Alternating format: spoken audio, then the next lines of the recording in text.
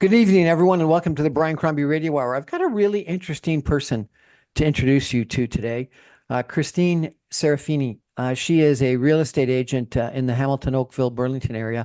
And we're not going to talk real estate. I've talked to her before about real estate.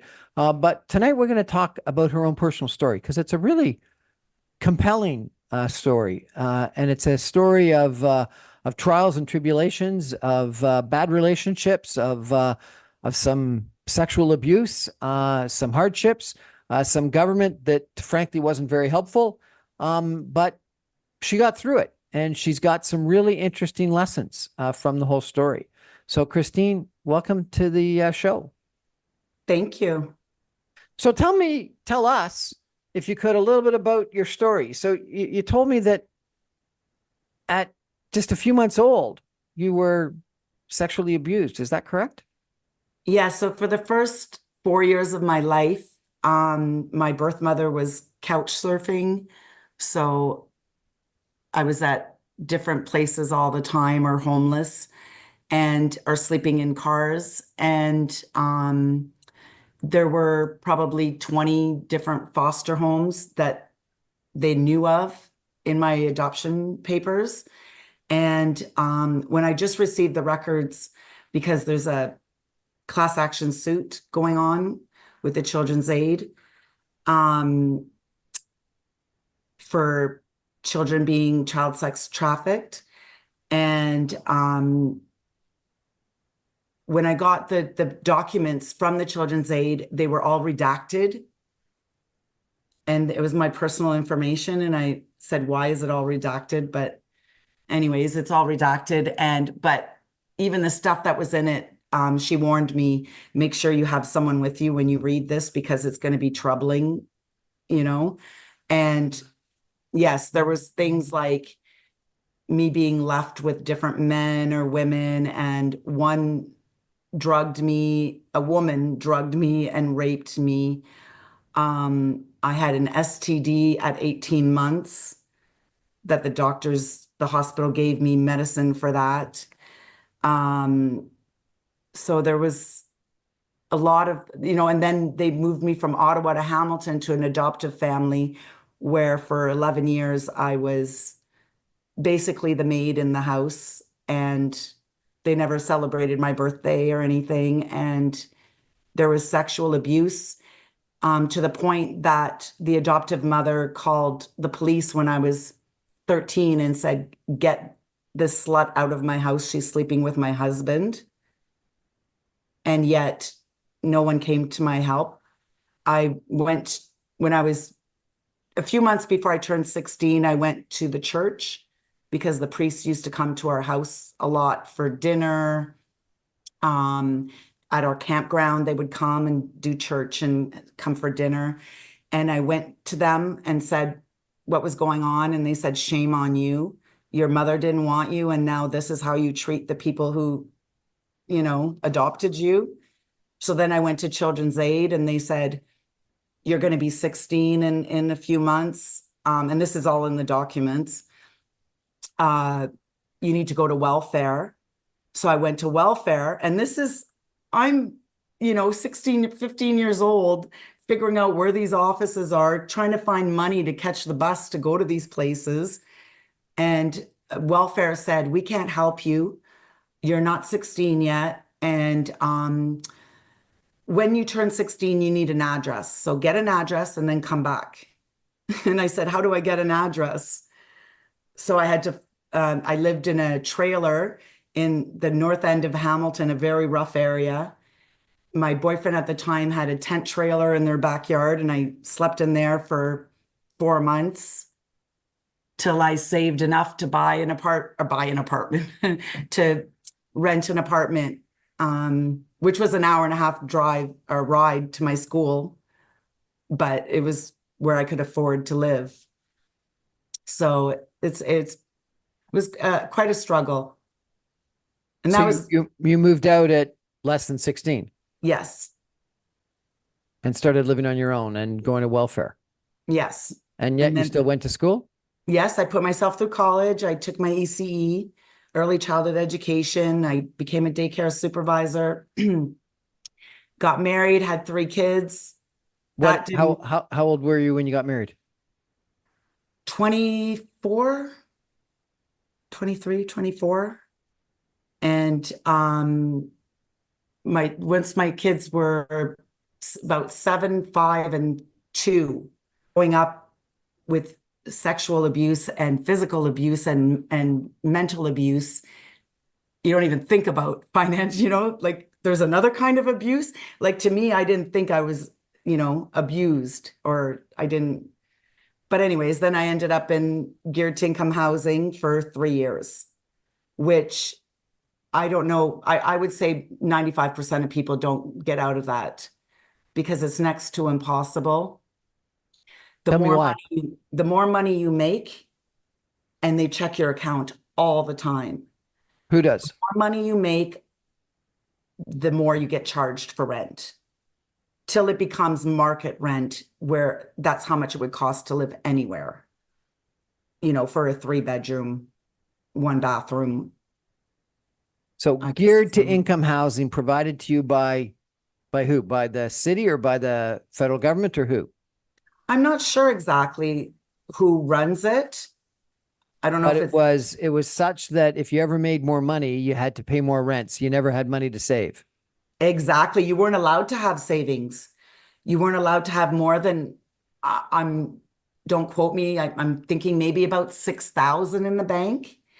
And you couldn't have a car that was worth more than $5,000. And so hold it here. You're like 30 years old at the time, and you've got 3 young kids, and you've left your ex-husband and you're living in geared to income housing, and they're Yes. checking your bank account.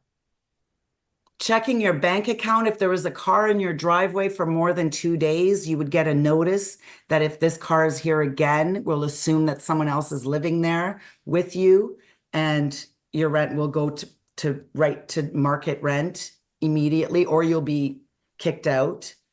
They didn't want you to paint anything. Like I painted the walls. It was honestly, they look like a hospital. It's the cheapest materials they can use. It's the most, like, they're depressing the units. And when I moved in there the first night, there were mice everywhere, just coming from the basement, running around, and they had to come and deal with that. But yeah, they don't make it easy for you to save money and get out of that. Like you should be allowed to have a savings account, and as long as you're showing that you're saving towards something, right? Was it one bedroom, or did you have rooms for the No, kids? it was 3 bedrooms. It had to be because I had my son and 2 daughters, so they couldn't be in the same bedroom. So How it's did three how did bedrooms. how did your kids survive this situation? You know what? We've lived in 2 beautiful homes aside from that. And when I asked them in their teens, I said, which house was your favorite house? And they actually said the townhouse, because it's in Ancaster and it's near, ironically, multi-million-dollar homes and conservation land all around it. And there were deer that would come right to our window and eat the apples from the apple tree. And my kids loved that. So they didn't know. Luckily to them, those were happy memories. Maybe because I decorated it too, because I like to decorate. Because you So got to that paint helped. it, even though the government didn't want you. We got to take a break for some messages, but we're hearing an interesting conversation, interesting story tonight from Christine Serafina. Stay with us, everyone. We're back in 2 minutes.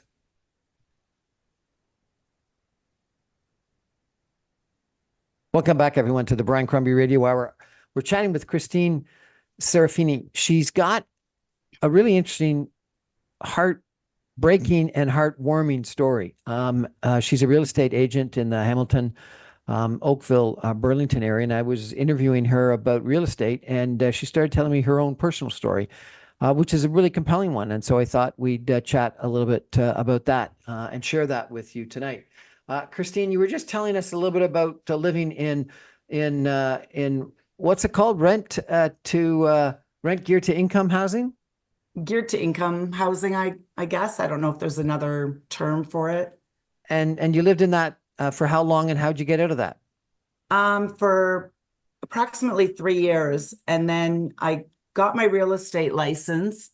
And through looking for properties for others, I came across a house that had a unit in the basement.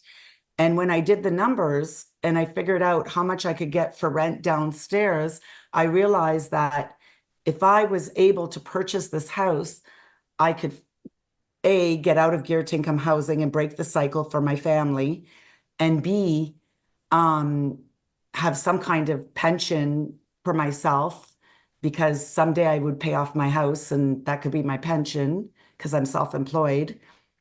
Um, and yes, the numbers just worked.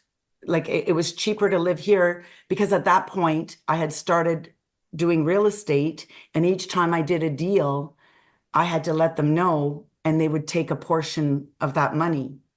So I knew that I had to get out of there as quickly as possible. So it was a lot of timing because I had to time the purchase of this home to before they would, check the accounts and see that I had money in there, right? So um yeah, there was a lot of planning involved.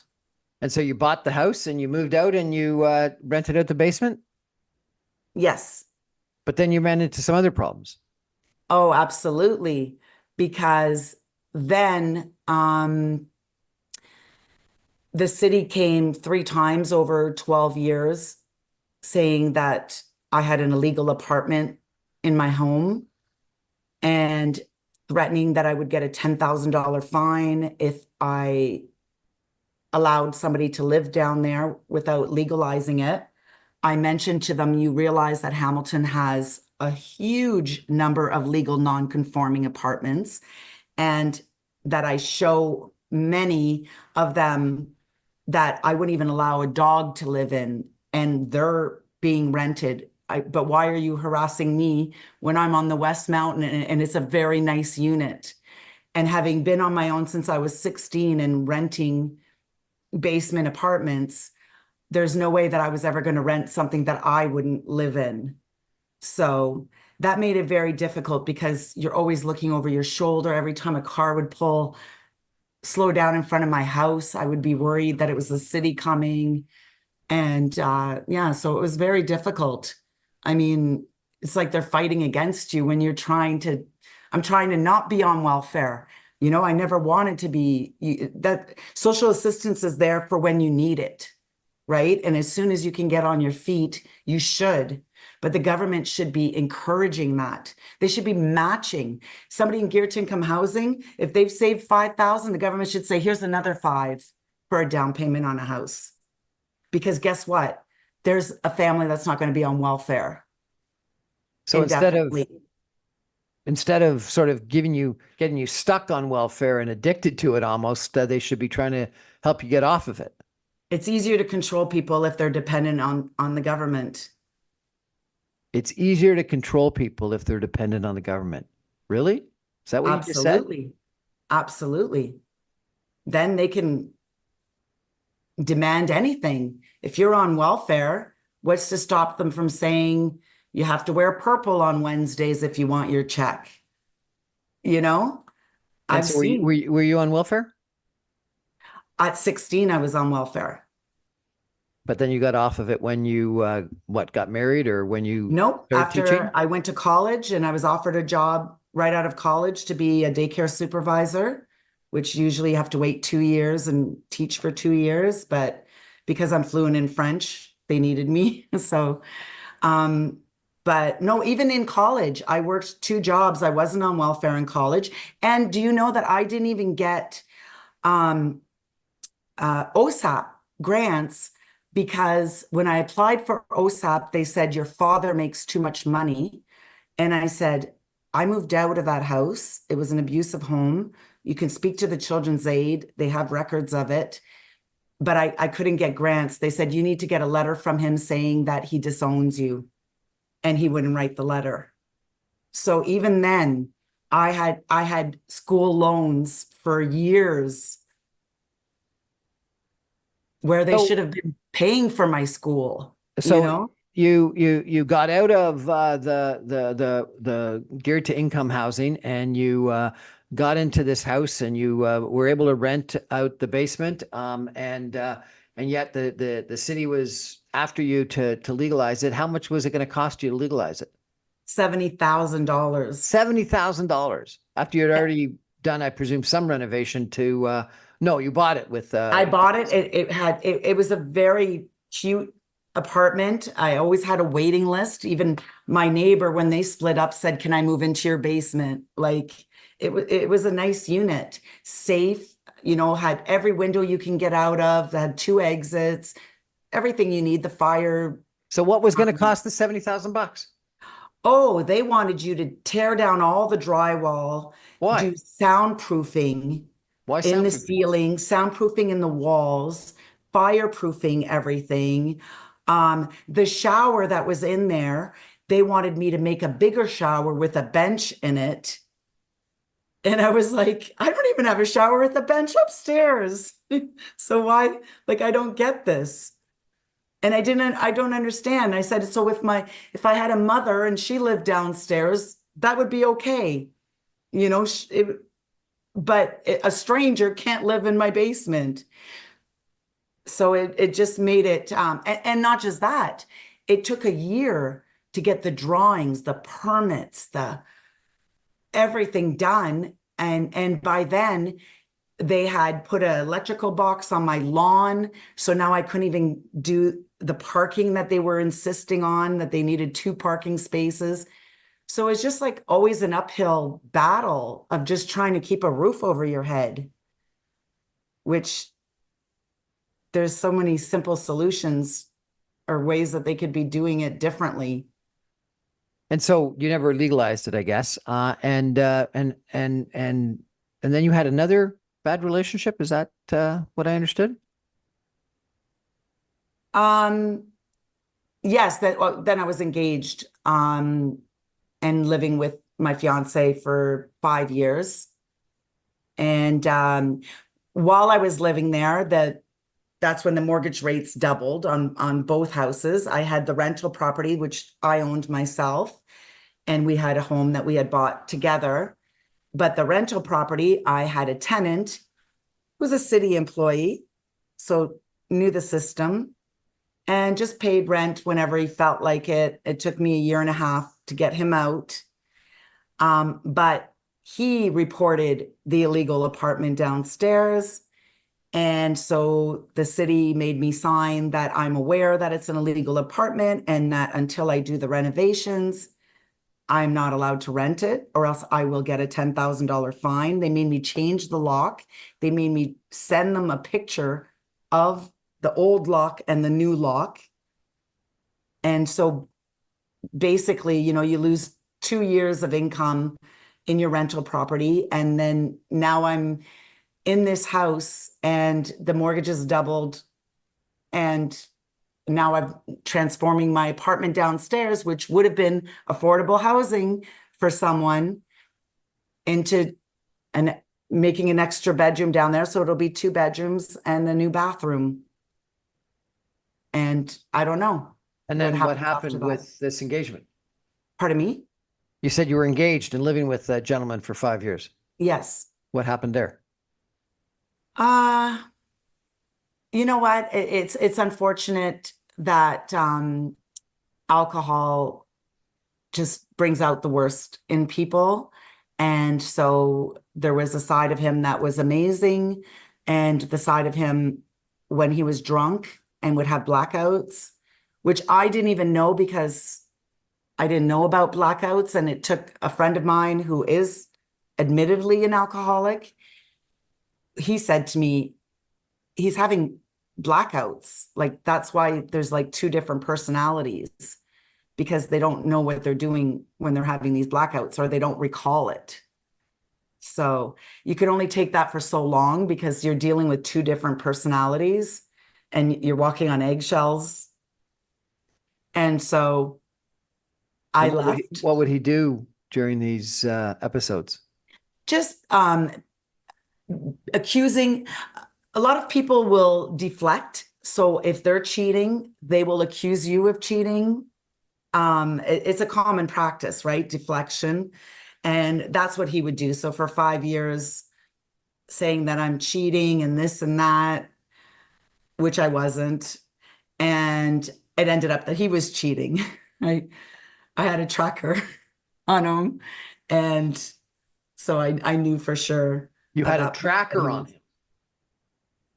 And yeah, What's a tracker? well, I don't know. You're not supposed to, so I don't want to admit it. Okay. Just, I knew where he was going, and it was to his girlfriends. So at that point, we sold. And the mortgage there was going to go from $3,800 a month to $6,000 a month. So And so that relationship ended, I take it. yes. And so you had sexual assault when you were a child. You had an abusive sexual abuse when you were with, I guess, your adopted father, with a an alcoholic situation in your second relationship or second serious. There might have been others I don't know about. Um, you must hate men. No, because it's not everybody, right? Or at least I hope not.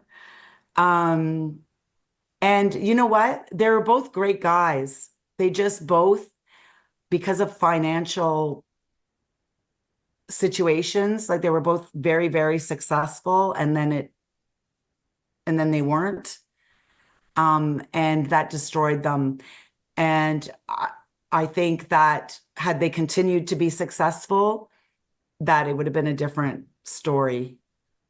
Because I think if people don't struggle when they're younger, they don't develop the skills to deal with hurdles, huge hurdles, and they weren't able to cope with it. So that's why I think it's better to be real with your kids and have real conversations with them so that they're aware. And you got a couple of sort of lessons learned or beliefs about where your resilience and your positive attitude and your ability to deal with all this comes from. We're going to take a break for some messages and come back, and I'm going to ask you about some of those lessons learned and where you think the source of your resilience and positivity comes from. Stay with us, everyone. This is really quite a compelling story that we're hearing tonight.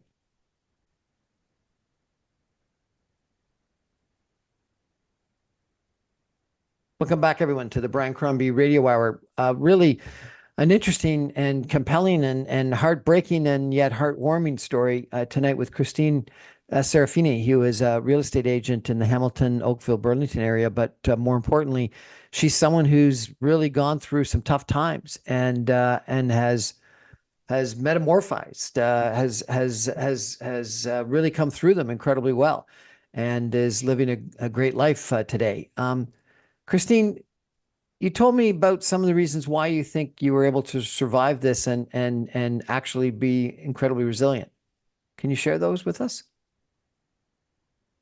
Yes, I think it comes down to what you believe you deserve. And like the adoptive mother, when my first day there, when I was 5 years old, said to me, your mother didn't want you and I don't want you, so stay out of my way. And so that set the tone.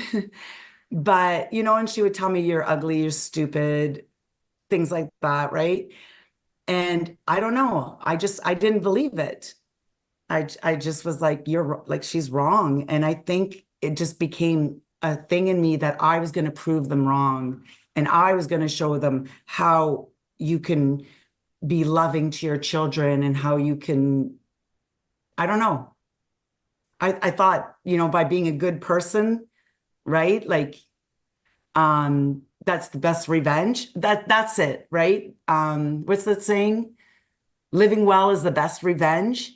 I was determined to show them this beautiful family that I was going to have someday and just everything, and just be like, you were wrong. So that's, You told me that you had this attitude of you just wanted to find something to eat and have fun. well, anytime that a person experiences trauma, um, imagine even as an adult being raped, right? A woman is traumatized. It changes you, and you end up going into fight or flight mode, which, especially as a child, right? So it ends up like basically you become where you're just about surviving every day, right? So your memory, I have a terrible memory. Um, and yeah, everything is just about surviving and just enjoying each day because you don't know what's going to happen the next day, right? So each day I would just say, what am I going to eat today? And what am I going to do to have fun? Because I was like, the rest was just too much to deal with. So I'll just do, worry about that. And really, at the end of the day, isn't that what life is about, So I think that by having these ups and downs where I've seen wealth and very comfortable life with cleaning lady and not having to work and all that and traveling and nice clothes, to go from that to worrying about how long I can keep my house, over again. Um, I think it's just a reminder that none of that matters at the end of the day.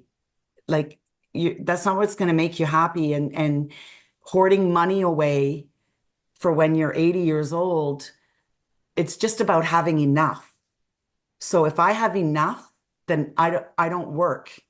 If I do a deal and I have enough for a few months, then I'm happy. Not to say I wouldn't if something came along, but I don't go looking for it. So I think when you don't need something or it's not a priority in your life, money will come, if you're doing it because you love it. And I think I'm rambling on here. If I asked your kids what you taught them about life and about resilience and about staying positive, what do you think they would say? I actually have text messages. Sorry.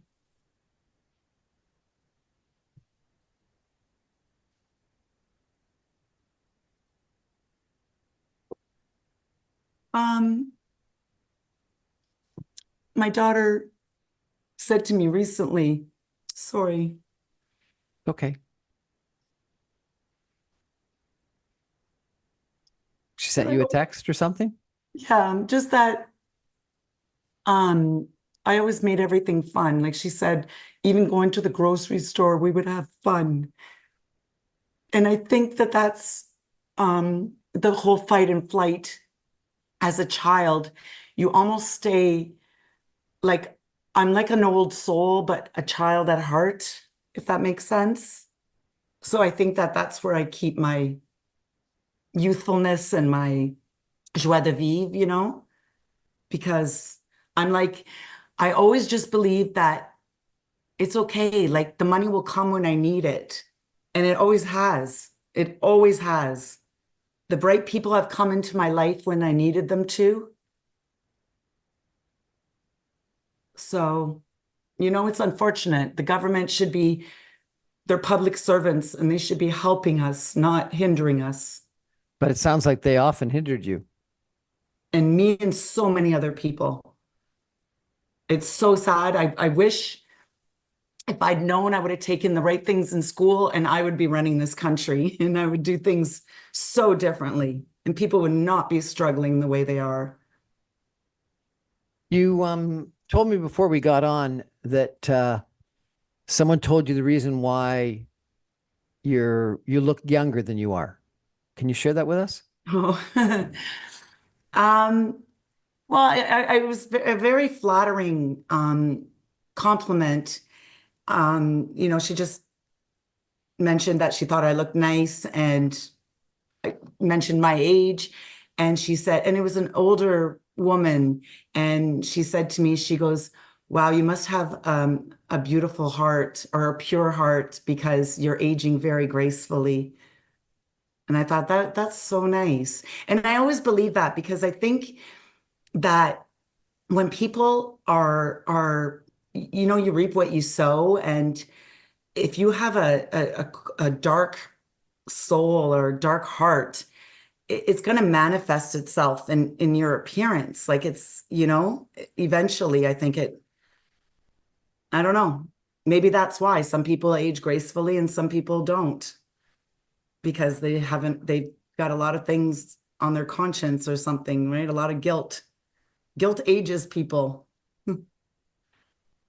If you ran into a young lady that was being sexually abused, given your experience, what would you tell her?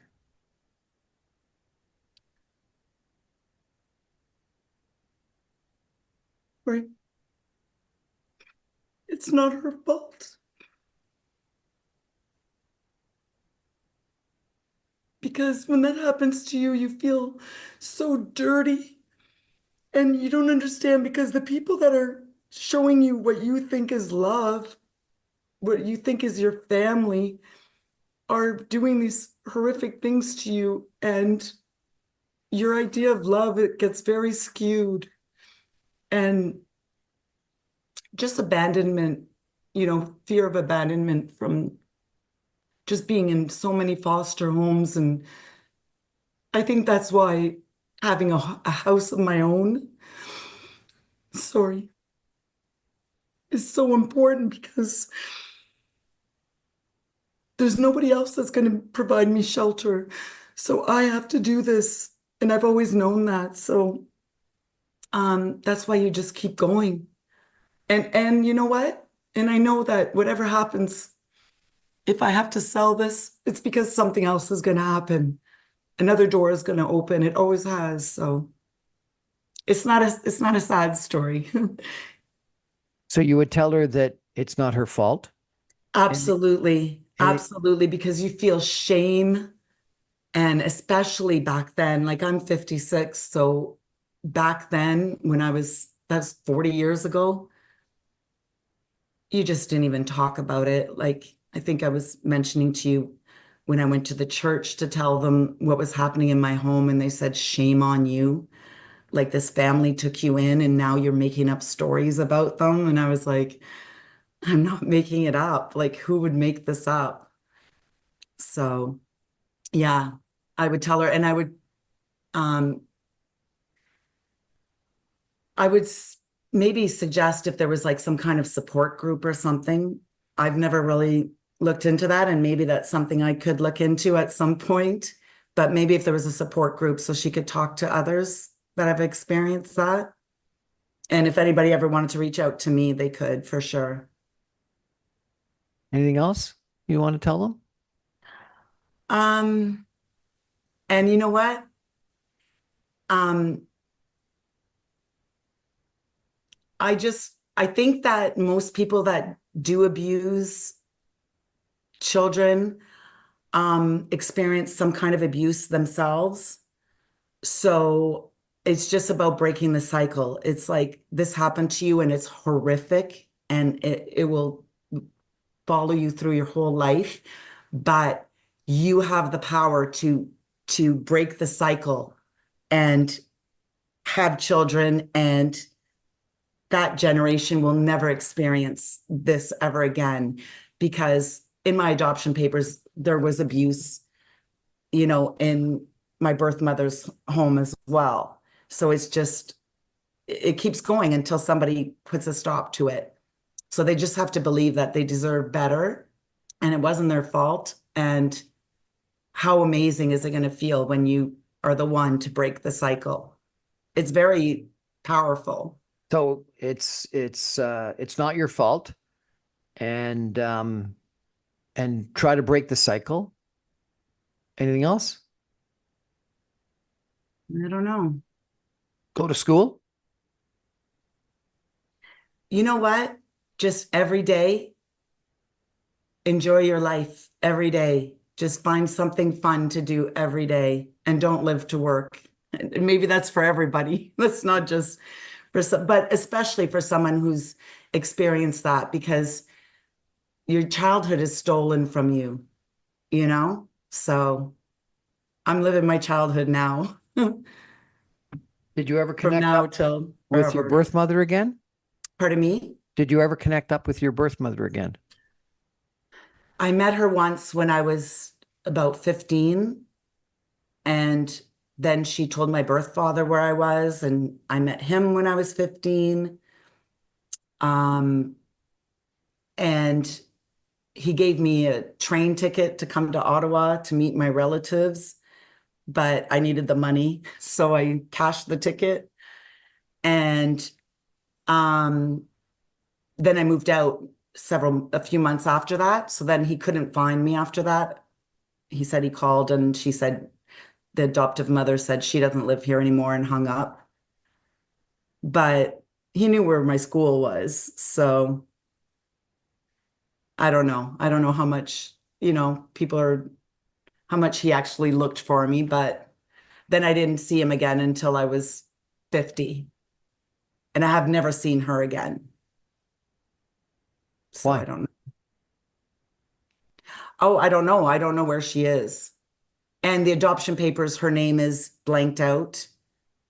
And I've asked my birth father what her name is, and he hasn't really answered me. So I have to pursue that a little bit further. Where do you think you're going to be in 5 or 10 years? In 5 or 10 years, I'm going to be living somewhere warm in the winter. And hopefully have a grandchild. And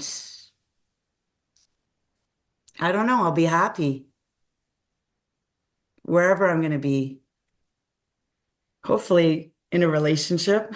I'm And glad you haven't given up your positive attitude, Christine. Thank you so much for sharing your story with us. I really appreciate it. thank you. Thank you. And that's what I want people to take. Like I apologize if I got emotional. Yeah, it's sad, but as I was mentioning to you, I think earlier on, it was one of the greatest gifts because I had to learn at an early age how to be happy and look forward to things to survive. And so people live their whole life and they're like, once I get this, then I'm going to be happy. When I retire, then I'm going to travel. When I have, X amount in the bank, then I'm going to enjoy myself. And I enjoy myself every day. And the money just comes when I need it to. And if not, I do supply teaching and I'll supply teach if I need to make some money. But there's always ways, to make money, but you don't have to live to work.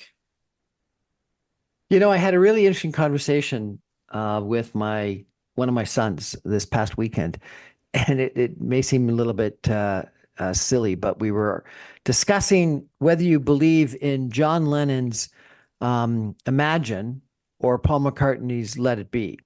And I was arguing for John Lennon's Imagine because I wanted the world to be a better place and I wanted to strive for the world to be a better place. And he said that, Dad, let it be is what it's all about because it'll work out. It'll take care of itself. And you got to have that attitude that it'll take care of itself. And that's what, Mother Mary came to me and said, let it be. Yes, I think you're in the let it be camp. And absolutely. Just believe it. Believe you deserve more and you will have it. And sometimes the universe gives you reminders if you get a little too, materialistic or a little too absorbed in things that are not important. And the minute you start giving back and you help others, if you have enough, then give the rest to somebody else. Because that's all you need. Everybody just needs enough. And if everybody did that, nobody would be struggling. But I don't think that's a realistic thing. Christina Serafina, thanks so much for being so open and so personal and so sharing. Really appreciate it. Thank you. Thank you for allowing me to share my story. It's a pretty compelling story. That's our show for tonight, everybody. Thank you for joining and have a great weekend. Christina, have a great life. Just Thank you. wonderful, wonderful story. Thank you. And keep on being so inspirational and so upbeat and so resilient. Well, thank you so much. Good night, I everybody. wish you all the best too. That's very kind of you. Thank you. Good night, everybody.